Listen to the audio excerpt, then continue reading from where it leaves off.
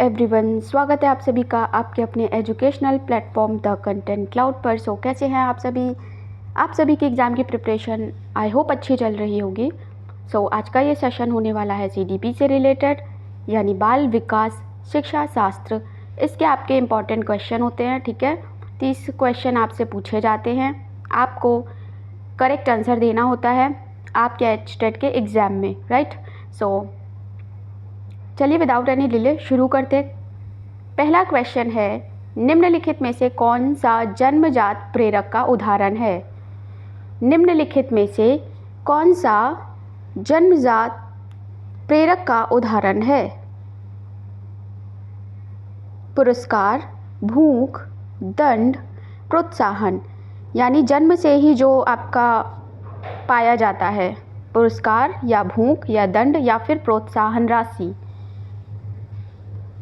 So correct answer यहाँ हो जाएगा ऑप्शन नंबर सेकंड। जन्म से आपको किसी भी बच्चे को भूख लगती है, सो ये आपका जन्मजात प्रेरक है, सेकंड ऑप्शन। नेक्स्ट क्वेश्चन है,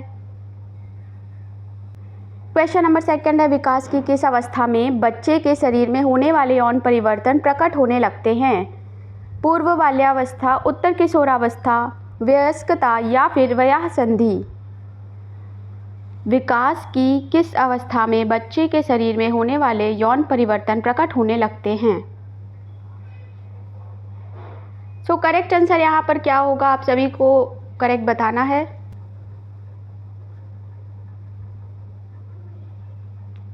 सो अगर आप सभी चैनल पर पहली बार विजिट कर रहे हैं तो चैनल से जुड़ना बिल्कुल ना भूलिएगा।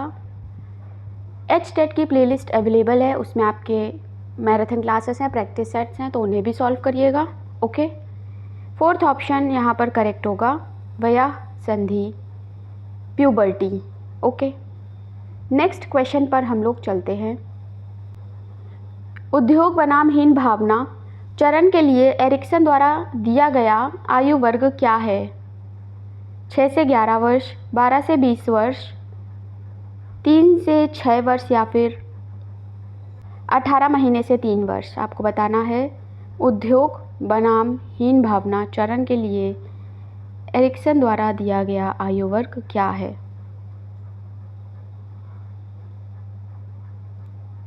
सेकंड नहीं, फर्स्ट होगा आपका करेक्ट आंसर, 6 से 11 वर्ष, ओके। नेक्स्ट क्वेश्चन है, क्वेश्चन है, निम्नलिखित में से कौन सा विकास का सही सिद्धांत नहीं है। निरंतरता का सिद्धांत, वैयक्तिक भिन्नता का सिद्धांत, स्वरूप की एकरूपता का सिद्धांत या फिर विशिष्ट से सामान्य प्रतिक्रियाओं की ओर बढ़ने का सिद्धांत।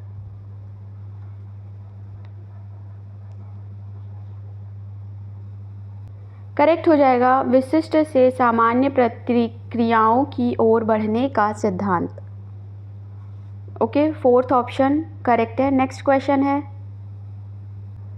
मनोविज्ञान में किस विद्यालय के विचार को ब्लैक बॉक्स सिद्धांत भी कहा जाता है। व्यवहारवाद, संरचनावाद, प्रकार्यवाद या फिर गेस्टाल्टवाद। ब्लैक बॉक्स सिद्धांत कहा जाता है। सो करेक्ट आंसर हो जाएगा ऑप्शन नंबर फर्स्ट, व्यवहारवाद। अगले प्रश्न की ओर बढ़ते हैं। निम्नलिखित में कौन सी अच्छे मानसिक स्वास्थ्य की विशेषता नहीं है। समायोजित करने की क्षमता, संवेगात्मक परिपक्वता, आत्मविश्वास या फिर असहिष्णुता। अच्छे मानसिक स्वास्थ्य की विशेषता नहीं है पूछा है आपसे, तो ये सभी आपके पॉजिटिव ऑप्शंस हैं, तो ये आपका नहीं होंगे। फोर्थ वाला ऑप्शन करेक्ट होगा, ओके। फोर्थ ऑप्शन असहिष्णुता करेक्ट है। नेक्स्ट क्वेश्चन की ओर हम लोग बढ़ते हैं। कैटल के संस्कृति मुक्त बुद्धि परीक्षण में स्केल 1 किसके लिए तैयार किया जाता है। आपको दिए गए ऑप्शन, आपको बताना है स्केल 1 किसके लिए तैयार किया गया था।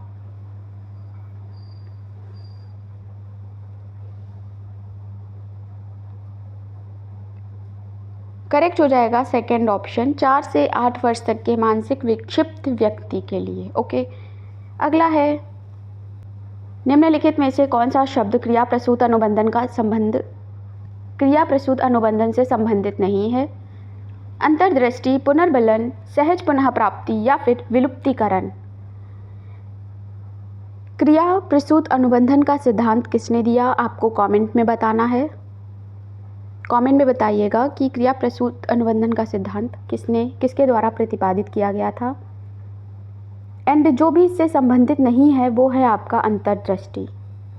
ऑप्शन नंबर फर्स्ट करेक्ट होगा। अगले प्रश्न की ओर बढ़ते हैं।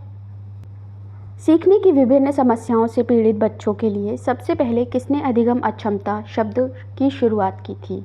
हैवर्ड, सैमुअल कर्क, वैन रिपर, बर्च। सीखने की व्यक्ति समस्याओं से पीड़ित बच्चों के लिए सबसे पहले अधिगम अक्षमता, ये जो शब्द है इसकी शुरुआत की थी सैमुअल कर्क ने। सेकंड ऑप्शन करेक्ट होगा। अगले प्रश्न की ओर हम लोग बढ़ते हैं। नेक्स्ट है 11 नंबर। निम्नलिखित में से कौन सा मनोवैज्ञानिक आत्मा के विज्ञान के रूप में मनोविज्ञान के बारे में विचारों का समर्थक नहीं है। प्लेटो, अरस्तु, डेस्कार्ट्स, वुंट। आत्मा के विज्ञान के रूप में मनोविज्ञान के बारे में विचारों का समर्थक नहीं है। फोर्थ वाला ऑप्शन वुंट आपका करेक्ट हो जाएगा। अगले प्रश्न की ओर बढ़ते हैं। मनोविज्ञान की किस शाखा में परस्पर भाव, बोध, पुनर्जन्म आदि का अध्ययन किया जाता है।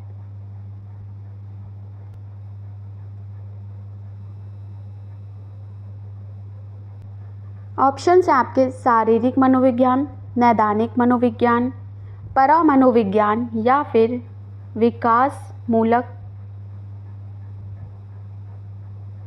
मनोविज्ञान। आपको बताना है कौन सा होगा आपका करेक्ट आंसर। करेक्ट आंसर हो जाएगा ऑप्शन नंबर थर्ड, परामनोविज्ञान। अगर आपने थर्ड वाला जो ऑप्शन है टिक किया है तो आपका आंसर सही है। बढ़ते हैं अगले प्रश्न की ओर। इतनी बार आपका एग्ज़ाम आगे बढ़ चुका है तो आपने मेहनत तो कर ही ली होगी, तो आपके मैक्सिमम क्वेश्चन सीडीपी के सही होने चाहिए। ऐसी आपसे आशा रखते हैं कि आप ज़्यादा से ज़्यादा क्वेश्चन सही कर रहे होंगे। ओके, 13 क्वेश्चन है। जीन पियाजे के अनुसार तार्किक कथन के आधार पर बच्चा किस अवस्था में परिकल्पना को समझने और सोचने की क्षमता प्राप्त करने में सक्षम होता है। आपको दिए गए हैं 4 ऑप्शन, चारों में से होगा कौन सा करेक्ट आंसर आपको बताना है।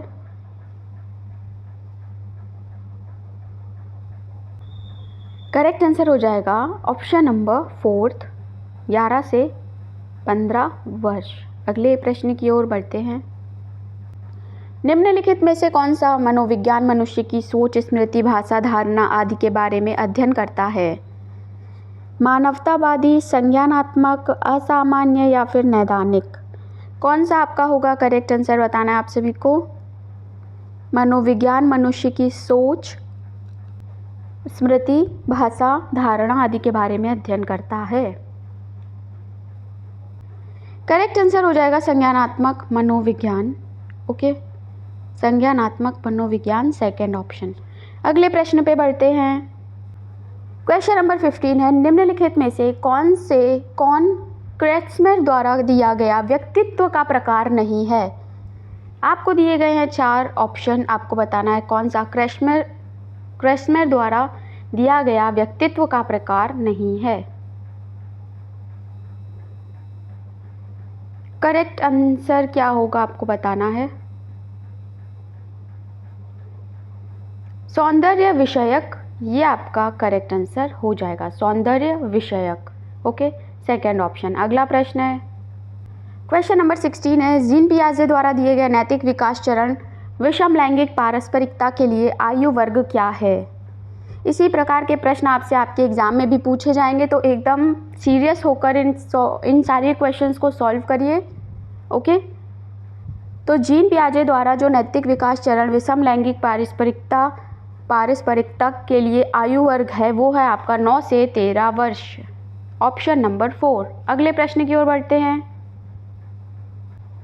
निम्नलिखित में से कौन अधिगम अक्षमता वाले बच्चों की विशेषता नहीं है।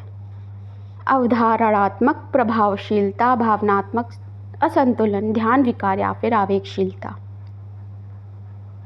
अधिगम अक्षमता वाले बच्चों की विशेषता नहीं है।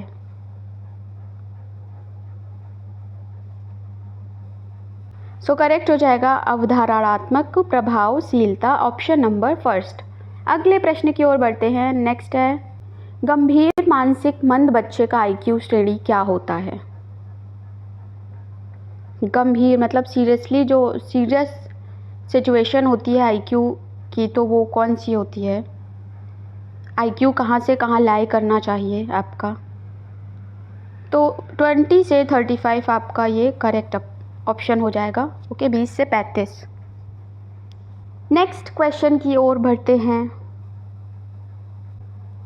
विकास की किस अवस्था में समान लैंगिक समूह के प्रति रुचि मित्रता विकसित होती है? विकास की किस अवस्था में समान लैंगिक समूहों के प्रति रुचि मित्रता विकसित होती है? आपको एज ग्रुप दिया गया है, बताना है करेक्ट आंसर।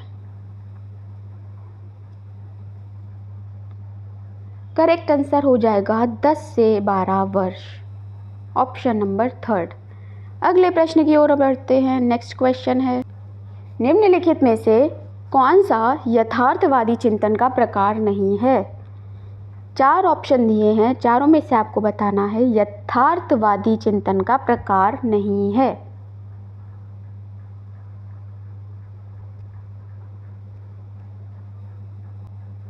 तो करेक्ट हो जाएगा आत्म केंद्रित सोच, ऑप्शन नंबर 4। अगले प्रश्न की ओर बढ़ते हैं।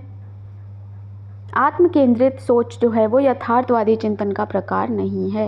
अगला है, निम्नलिखित में से कौन सा मनोवैज्ञानिक मानवतावादी मनोविज्ञान का समर्थक नहीं था?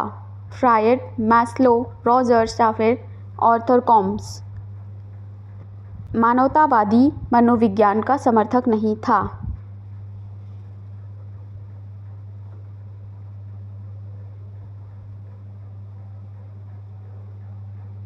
करेक्ट हो जाएगा आपका फ्रायड, ऑप्शन नंबर फर्स्ट। अगला प्रश्न है,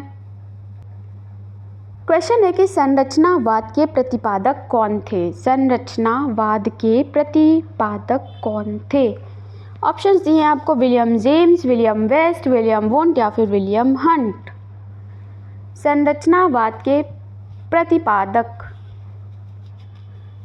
तो यहाँ पर आपका जो विलियम वुंट हैं ये करेक्ट हो जाएंगे। इन्होंने ये संरचनावाद को के बारे में बताया। Okay, third option is the correct answer. अगला प्रश्न है, क्वेश्चन नंबर 23 है, निम्नलिखित में से कौन सा घटक प्रेरणा चक्र से संबंधित नहीं है? घटक प्रेरणा चक्र, तो संवेग आपका इससे संबंधित नहीं है, ऑप्शन नंबर थर्ड। अगला प्रश्न है, क्वेश्चन नंबर 24 है, भय की भावना किस मूल प्रवृत्ति से संबंधित है? भय की भावना की जो मूल प्रवृत्ति है वो क्या है? घृणा, कलह की इच्छा या फिर निवेदन या फिर पलायन?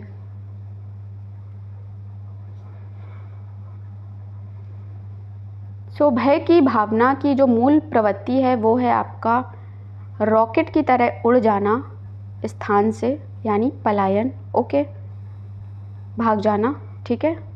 सो ये आपका फोर्थ ऑप्शन करेक्ट होगा। अगला है, क्वेश्चन नंबर 25 है, सोशियोमेट्रिक तकनीक का आविष्कार किसने किया था? जे एंडरसन, जे मोरेनो, ई हॉलॉक, जी मॉर्मूर। सोशियोमेट्रिक तकनीक का आविष्कार किसने किया था?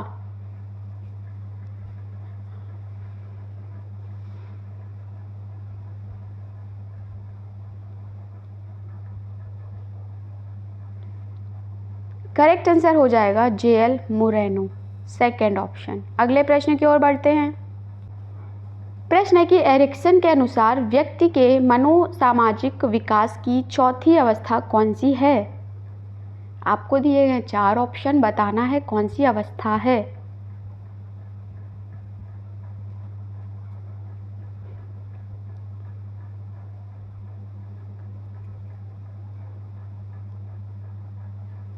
थर्ड ऑप्शन यहाँ पे करेक्ट होगा, परिश्रम, प्रियता बनाम हीनता।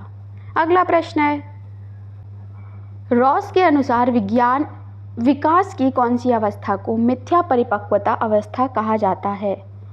रॉस के अनुसार विकास की कौन सी अवस्था को मिथ्या परिपक्वता अवस्था कहा जाता है? सो वीडियो को लाइक कर दीजिएगा, शेयर कर दीजिएगा एंड अगर आप पहली बार चैनल को विज़िट कर रहे हैं तो चैनल से जुड़ जाइएगा। सेकंड ऑप्शन यहाँ पर बाल्यावस्था सही हो जाएगा। अगला प्रश्न है,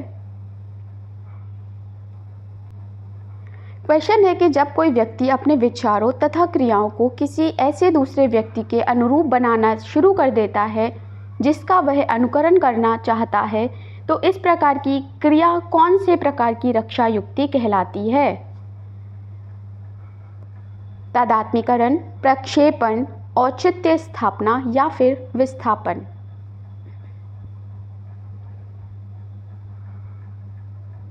अगर आप चैनल पर अवेलेबल एचटेट की प्लेलिस्ट से प्रॉपर सारे सेट्स लगा लेते हैं तो आपके मार्क्स अच्छे आएंगे डेफिनेटली, क्योंकि कई सारे क्वेश्चंस को आप जब सॉल्व करेंगे तो आपको आपका जो लेवल है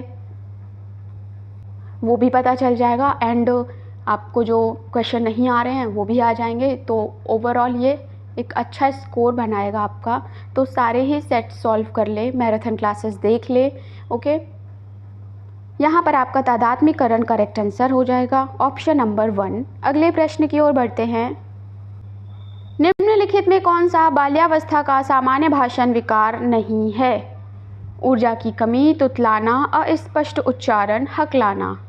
बाल्यावस्था का सामान्य भाषण विकार नहीं है। विकार यानी कुछ कमी एंड जो कमी टाइप साउंड कर रहा है वो है आपका, बाकी 3 ऑप्शन पहला तो नहीं है। ठीक है, तुतलाना कमी है, अस्पष्ट उच्चारण कमी है, हकलाना कमी है यानी विकार है। बट ऊर्जा की कमी ऐसा तो कोई विकार नहीं होता, सभी बच्चे एनर्जेटिक होते हैं, है ना। सो फर्स्ट ऑप्शन आपका करेक्ट हो जाएगा। अगले प्रश्न की ओर बढ़ते हैं। अगला क्वेश्चन है,